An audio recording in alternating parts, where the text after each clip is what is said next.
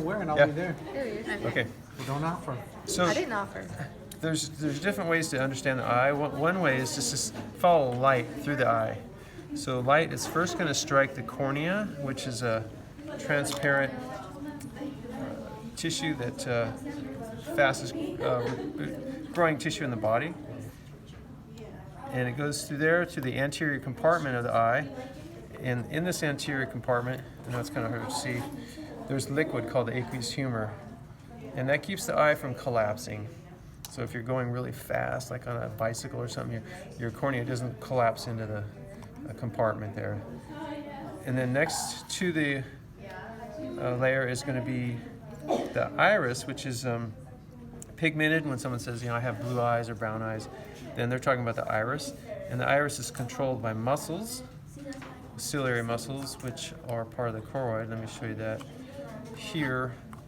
If you see that brown, those are the ciliary bodies or ciliary muscles that control the lens, and they're part of the iris.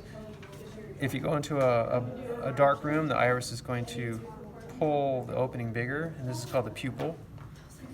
And so we gather more light. Or if someone you love walks in the room, you want more information about them, so this pupil is going to increase. Right. Hopefully, if they still like you.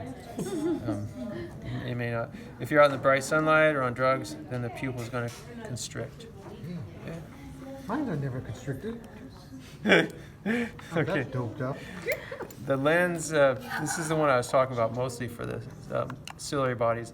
The lens is, in humans, it's a gelatinous, kind of squishy tissue, so that when we're young, we can accommodate, because the muscles pull on it, change the shape if we're looking far away or near. As you get older, the outer layers start to harden, and that's why you need glasses. There's no escaping that.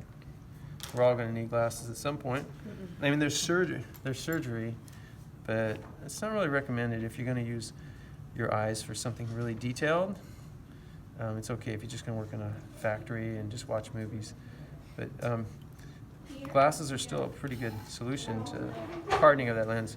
Then, so one way was to look at through the light, and then it's going to continue to the back of the eye, which is the retina.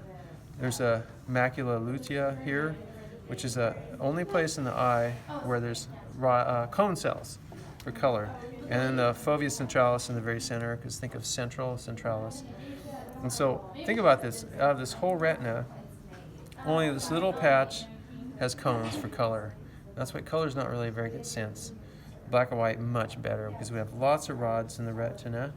That's why black and white photography looks so great. That's why when the sun goes down, we can still see, because the world is black and white. Can you imagine if we just had cones? As soon as the sun went down, we'd be blind. So it's kind of cool. We have lots of rods here. And while we're here, let's look at the three layers. The outer is the sclera, the protective part. The middle layer is the choroid, which you can kind of see up here where the ciliary bodies are.